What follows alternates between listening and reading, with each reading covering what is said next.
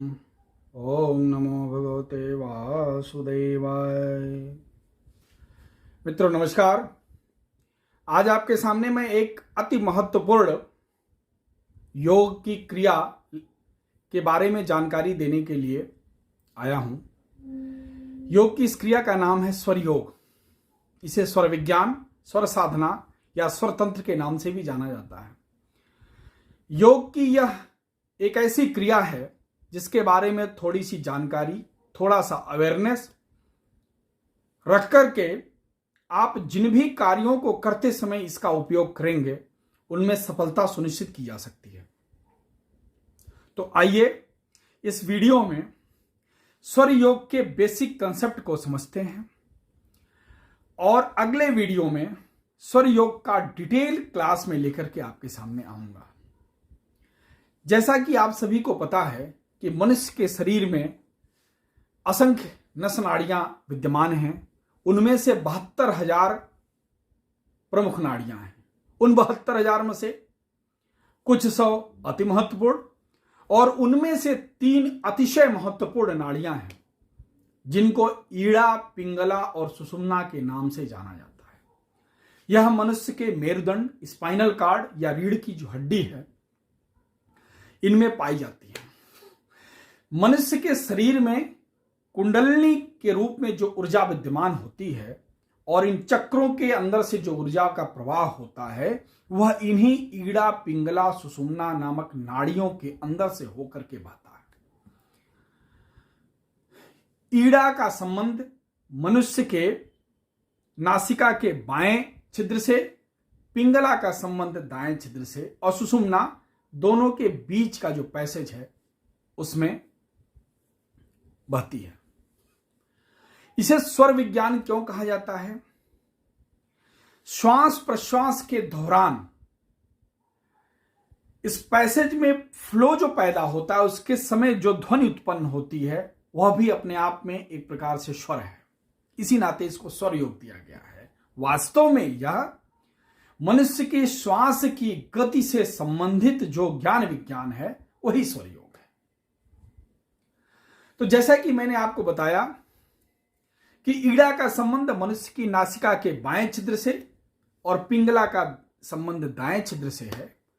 इसे बाएं छिद्र को चंद्र नाड़ी, दाएं छिद्र को सूर्य नाड़ी भी कहते हैं। वास्तव में इन छिद्र को नहीं बल्कि इन छिद्रों से संबंधित जो नाड़ी का प्रवाह हो रहा है उसे। तो नासिका का बायां छिद्र चंद्र स्वर को और दायां छिद्र सूर्य स्वर का प्रतिनिधित्व करता है। लेकिन किसी भी मनुष्य में दिन के 24 घंटे में यह दोनों स्वर नहीं चलते हैं, एक साथ नहीं चलते हैं।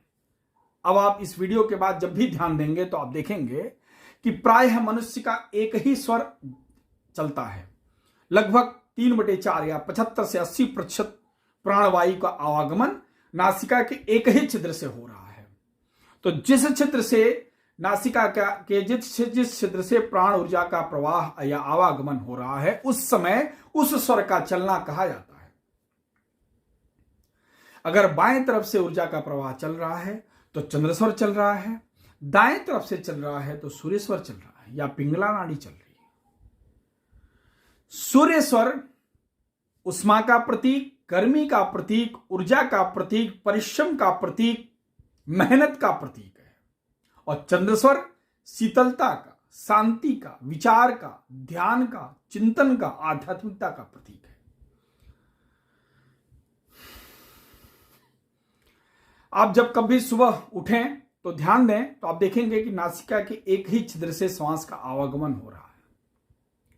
तो जब भी कोई कार्य आप प्रारंभ करें उस समय आपके अंदर यह अवेयरनेस आ जाना चाहिए कि अभी हमारा कौन सा स्वर चल रहा है।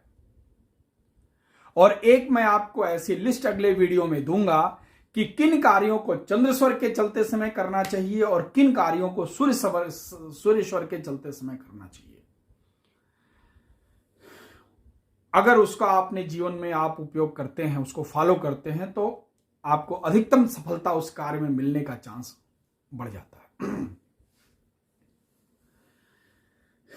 प्रातःकाल जब भी आप बिस्तर पर से उठें तो आप देखें कि हमारा कौन सा स्वर चल रहा है, उसी तरफ के पैर को पृथ्वी पर पहली बार जमीन पर दबाव के साथ या थोड़े प्रेशर के साथ रखें। अगर चंद्र स्वर चल रहा है तो बाएं पैर को, सूर्य स्वर चल रहा है तो दाएं पैर को। कुछ लोगों का ऐसा कहना है कि हमारे दोनों स्वर एक साथ चलते हैं, या तो उनको स्वर पहचानने नहीं आता, अथवा अगर किसी मनुष्य के दोनों स्वर एक साथ चल रहे हों तो यह बहुत ही खतरनाक स्थिति है।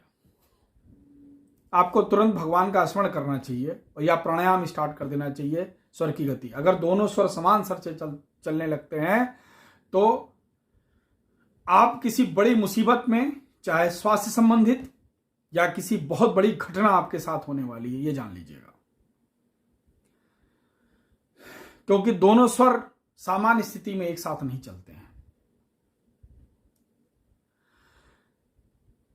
जैसा कि मैंने आपको बताया है कि ईड़ा शीतलता का प्रतीक है। जब भी आप कोई शीतल कार्य करने जाएं, शांति वाले कार्य करने जाएं, उपासना, पूजा पाठ, संकल्प, जप तप, अनुष्ठान आदि करने का प्रारंभ करें, तो आप जब आपका चंद्र स्वर चल रहा है तो करने की कोशिश करिए। नहीं चल रहा है तो उसको बदलने की भी क्रिया है जो मैं आपको बताऊंगा। आप कभी कोई परिश्रम वाले कार्य, मेहनत वाले कार्य, परीक्षा देने जा रहे हैं, एग्जाम वाल देने जा रहे हैं, आपको कहीं रनिंग करने जा रहे हैं, आप कोई गेम स्पोर्ट्स में भाग लेने जा रहे हैं, आप जब अपने कदम बढ़ाएं तो उस समय आपका चंद्र स्वर चले। घर से जब भी बाहर निकलें तो ध्यान दें कि हमारा कौन सा स्वर चल रहा है। हाथ को थोड़ी देर एक लगभग 1.25 फीट के आगे, नाक के आगे रखेंगे, आपको पता चल जाएगा कि नासिका के किस से अधिक हवा आ रही है, आपको अंदाजा लग जाएगा प्रैक्टिस से। दरवाजे से कदम बढ़ाते समय जिधर का स्वर चल रहा है उधर का ही कदम आगे बढ़ाएं। अगर सूर्य स्वर चल रहा है 1 3 5 कदम काउंट करके आगे बढ़ जाएं या फिर गाड़ी में बैठ जाएं। अगर चंद्र स्वर चल रहा है 2 4 6।